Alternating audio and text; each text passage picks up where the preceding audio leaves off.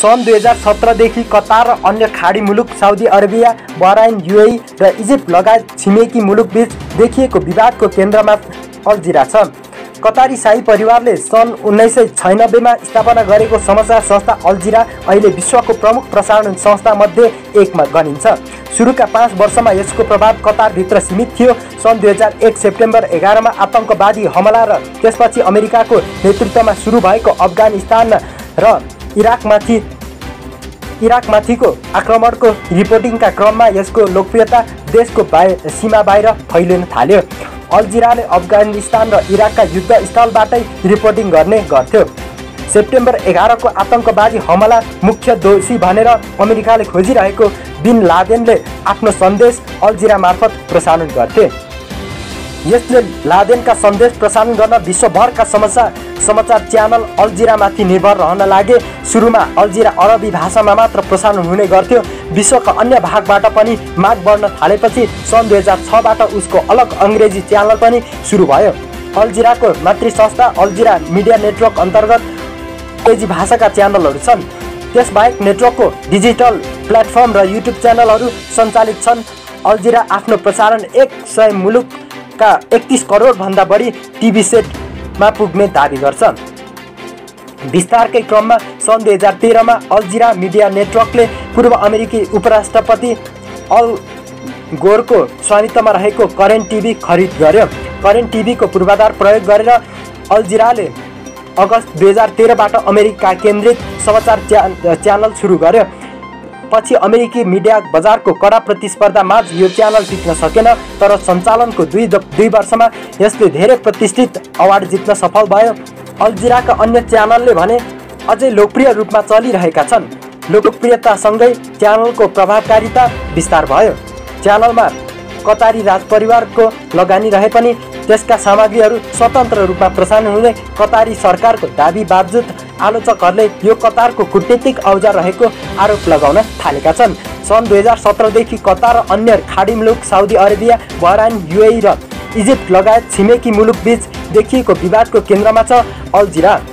सन् 2017 जुन 5 र 6 दुई दिनमा Saudi Arab, UAE, Yemen, Egypt, Maldives र बहराइनले अलग अलग रूपमा कतारसँग कूटनीतिक सम्बन्ध अन्त्य भएको घोषणा गरे। घोषणापछि साउदी अरब र युएईले कतारी जहाज र नागरिकलाई आफ्ना बन्दरगाहमा प्रवेश गर्न रोक लगायो। साउदी अरबले कतारी जहाजलाई आफ्नो आकाशबाट उड्न प्रतिबन्ध लगाए। कतारसँग जमिन जोडिएको साउदी अरबले सिमाना पनि बन्द गर्यो। साउदी अरब, युएई र बहराइनले कतारका नागरिकलाई 2 हप्ताभित्र आफ्नो देश छोड्न निर्देशन दिए। यहाँसम्म कि साउदी अरब चर्न गएका 10,000 भन्दा बढी कतारी ऊँट कतार फर्काइयो। कतारलाई उसका छिमेकी राष्ट्रले जमिन, जल र आकाशमा नाकाबन्दी गरेका थिए। नाकाबन्दी घोषणा गर्ने राष्ट्रहरूले कतारसँग 13 बुँदी माग राखेका थिए। तिनमा इरानसँग सम्बन्ध अन्त्य गर्नुपर्ने, कतारभित्रको टर्किस सैनिक आधार बन्द गर्नुपर्ने, आतंकवादी सङ्गठनलाई सघाउन रोक्नुपर्ने जस्ता माग राखिएका थिए। 13 मा एउटा माग थियो अल्जिरा र यसका सहायक स्टेसन बन्द गर्नुपर्ने। 1581 वर्ग किलोमिटर क्षेत्रफलमा फैलिएको सानो देश कतारको जनसङ्ख्या पुग 28 लाख छ। त्यसमध्ये 3 लाख मात्र कतारी नागरिक हुन्, बाँकी काम गर्न आएका आप्रवासी। आप्रवासीमा फिलिपिन्स, भारत र नेपालबाट आएका नागरिकको हिस्सा सबैभन्दा ठुलो छ। सबैभन्दा धेरै भारतीय 5,50,000, नेपाली 3,50,000, बङ्गलादेशी 2,80,000 र श्रीलङ्कन 1,45,000 छन्। कतारमा वास्तविक कतारीभन्दा ठुलो सङ्ख्या त नेपालीकै छ, तर उनीहरू आप्रवासी कामदार हुन्। कतारसँग विश्वकै ठुलो मध्ये एक प्राकृतिक ग्यास भण्डार छ। अरबी मुलुकहरूमध्ये पनि निकै पछि अर्थात् सन् 1971 मा मात्र ब्रिटिस शासनबाट स्वतन्त्र भएको कतारले आफ्नो प्राकृतिक स्रोतको बिक्री मार्फत छोटो समयमै उल्लेख्य सफलता हासिल गर्यो। सन् 1995 मा शेख हमाद बिन खलिफा अल थानीले परिवारका अन्य सदस्यहरूको सहयोग लिएर बिदामा गएका आफ्नै पितालाई पदबाट हटाई आफू राजा भए। उनको शासनमा कतार निरङ्कुश राजतन्त्रबाट संवैधानिक राजतन्त्रतर्फ अघि बढ्यो। शेख हमादको शासन सुरु भएको अर्को वर्ष अल्जिराको अरबी सेवा सुरु भएको थियो। शेख हमाद राजा भएपछि धेरै उदारवादी नीति अघि सारे। यसको परिणामस्वरूप अन्य अरबी मुलुकमा भन्दा कतारमा नागरिक समाज बढी स्वतन्त्र छन्। तेल र ग्यासबाट आएको आय पूर्वाधार निर्माण गर्न र सामाजिक सेवाको वृद्धिमा प्रयोग भयो। यसले कतारमा अन्य अरबी मुलुकको तुलनामा असन्तुष्टि कम छ। शासकहरूसँगको असन्तुष्टिका कारण सुरु भएको सन् 2011 को अरबी क्रान्तिले सबैजसो अरबी मुलुकलाई प्रभावित पार्दा कतार अछुतो रहेको थियो। ठुला शक्तिशाली प्रतिद्वन्दी मुलुकहरू इरान, साउदी अरब र इजरायल नजिक रहेको कतारले आफ्नो आकार र कमजोरीका कारण सुरुदेखि नै कोहीसँग शत्रुता नमोल्ने र सबैसँग मित्रता गाँच्ने नीति लिएको थियो।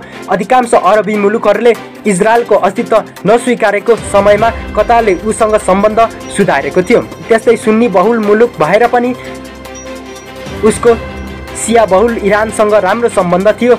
अरब क्रान्ति अघिसम्म कतार र सिरियाबीच सौहार्दपूर्ण सम्बन्ध थियो। कतारले छिमेकी ठुला देशलाई नचिड्याउने नीति लामो समयसम्म लियो, तर सन् 2004बाट बिस्तारै यसमा परिवर्तन आउन थालेको देखियो। कतारले यसपछि अत्यन्त अस्थिर मध्यपूर्वका सरकारसँग मात्र होइन, त्यहाँका विद्रोही समूहहरूसँग पनि सम्बन्ध बढाउन थाल्यो।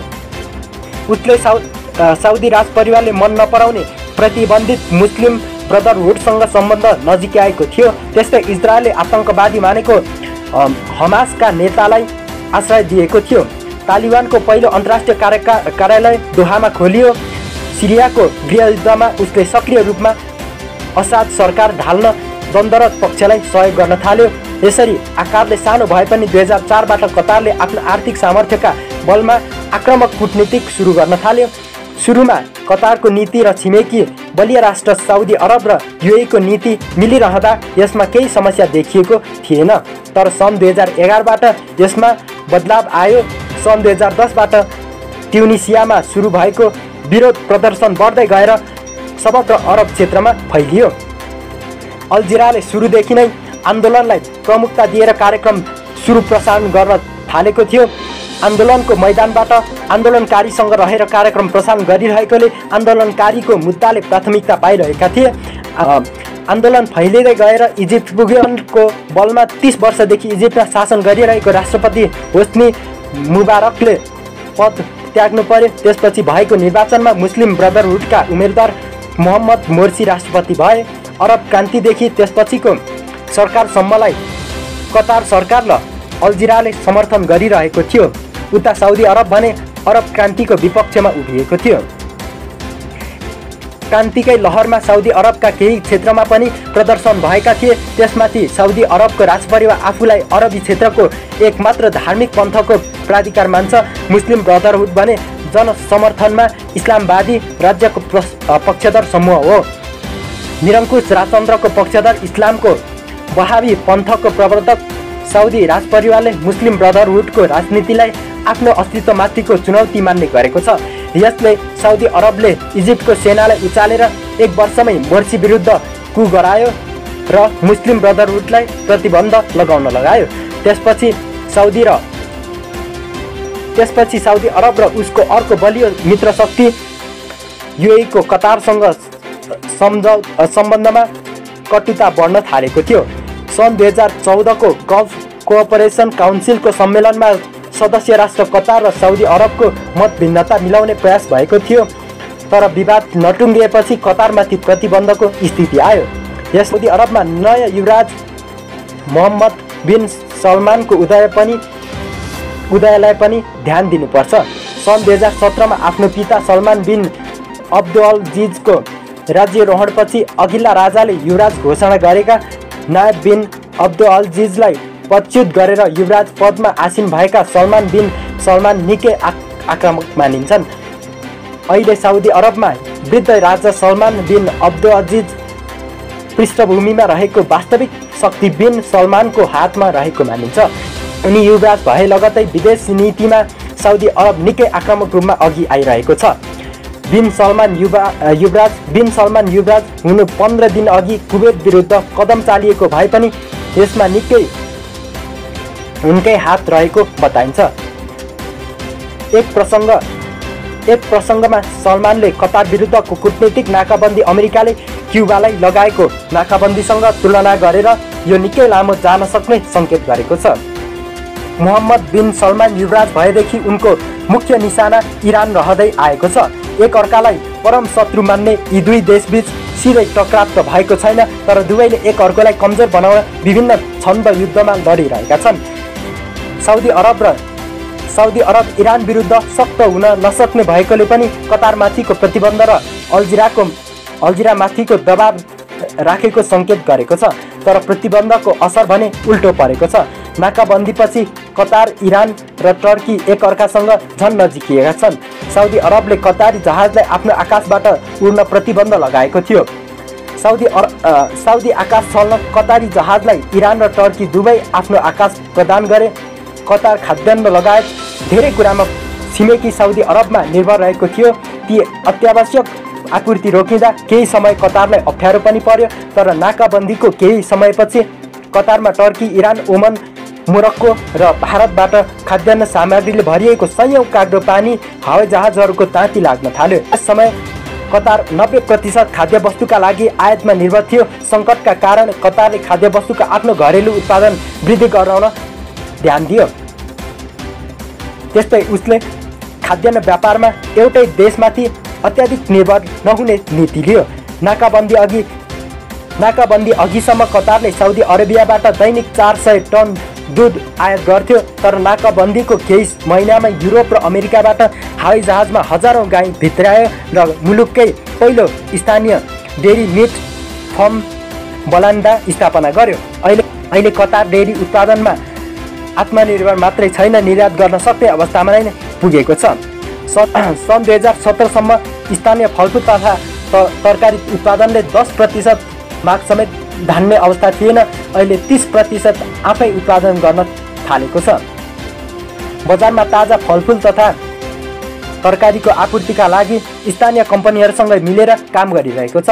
अन्न, तेल तथा चिनीको मौताद राख्न ठूला भण्डार गृहहरू निर्माण गरेको छ। इकोनोमिस्ट इन्टेलिजेन्स युनिटको ग्लोबल फुड सेक्युरिटी इन्डेक्स अनुसार मध्यपूर्वमा खाद्य सुरक्षाको दृष्टिकोणले कतार पहिलो र विश्वव्यापी रूपमा 13औं स्थानमा छ।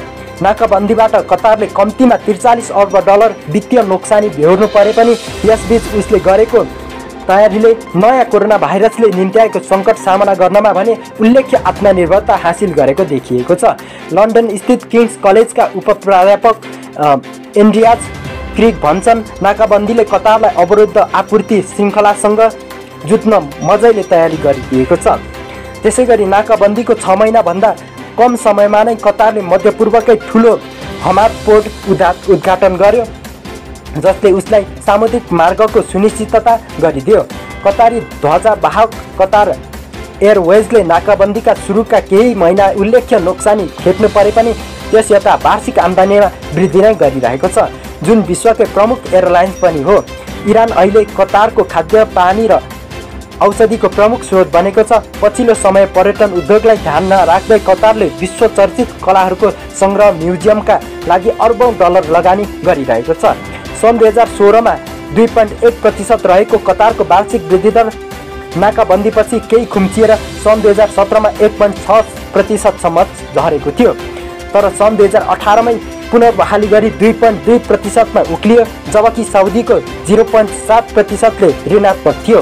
आयका हिसाबले कतारको प्रति व्यक्ति आय विश्वकै तेस्रो उच्च र जीएनआईमा प्रति व्यक्ति आय 6औं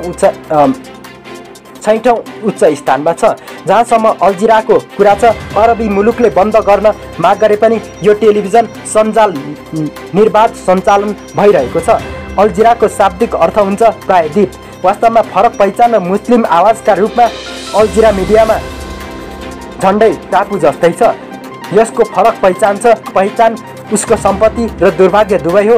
इराक युद्ध, अफगानिस्तान युद्ध, सिरियाको गृहयुद्ध, प्यालेस्टाइन इजरायल द्वन्द्वमा विद्रोही पक्षप्रति नरम देखिएको अरबी एवं इस्लामिक पहिचानको प्रचार गर्न खोजेको जस्ता आरोपले उसलाई हतोत्साहित होइन, अझ मजबुत नै बनाएको छ। अल्जिरा उदार खालका समाचार सामग्रीमा केन्द्रित हुने भएकोले पनि यो क्षेत्रका वास्तविकतासँग यसको द्वन्द्व जस्तो देखिने गरेको छ। यो क्षेत्रका प्राय सबैजसो सञ्चार माध्यम सरकारी स्वामित्व वा राज्य नियन्त्रित नै छन्, जसले ती मुलुकको नीति र जमिनी यथार्थ अनुकूलका सामग्री प्रसारण गर्छन्। तर कतार सरकारकै स्वामित्व अन्तर्गत अल जजिराले भने कतार सरकारको आलोचना गरे समेत प्रसारण गर्ने गर्छ। यसले यो क्षेत्रका फरक र असन्तुष्टहरूको आवाजलाई पनि स्थान दिने गरेको छ। यो क्षेत्रका अधिकांश मुलुकले अल जजिरालाई राजनीतिक प्रोपोगन्डाका रूपमा लिन्छन्, तर अल जजिराले भने आफूलाई एउटा विशुद्ध समाचार संस्था भन्छ। अल जजिरा विश्वभरका मिडियाका लागि विद्रोहको आवाज सुन्ने माध्यम बन्यो। त्यसपछि यसले गाजा स्ट्रिपमा निहत्था प्यालेस्टिनी महिला र बालबालिकामाथि इजरायली हवाई आक्रमणको विभत्स तस्बिर र भिडियोहरू प्रकाशित गर्न थाल्यो। अल जजिरा विश्वभर चिनिएको भने अफगानिस्तान युद्धको सुरुवातपछि नै हो। यो समाचार संस्थाले अफगान युद्धलाई युद्धभूमिबाटै लाइभ कभरेज गर्न थाल्यो। यही कारण अल जजिराका कैयौँ पत्रकारले जीवनको मूल्य पनि चुकाउनु पर्यो। The Committee to Protect Journalists CPJ Amnesty इन्टरनेसनलको आधिकारिक समूह रिपोर्ट्स विदाउट बोर्डर्स लगायतले अल जजिरामाथिको आक्रमणको विरोध गर्ने गरेका छन्। उनीहरू अल जजिरा कतारको कूटनीतिको कोलाटर्स भिक्टिम बनेको ठान्छन्। कतारका लागि अल जजिरा एउटा ठुलो सफ्ट पावर हो। यसले मध्यपूर्वमा अरब आवाजलाई उचालेको छ। अल जजिरा कतार सरकारको एउटा यस्तो हतियार हो जसलाई प्रयोग गरेर ऊ विश्वभर प्रतिष्ठित बनिरहेको छ। साथै फरक मतका अरबी समुदायले यसलाई बढी नै रुचाउँछन्। यही कारण साउदी अरेबिया, UAE, बहराइन जस्ता मुलुकका शासकको आँखाको कसिङ्गर भएको छ र उनीहरू जुन कुनै मूल्यमा यसलाई सदाका लागि बन्द गर्न चाहन्छन्।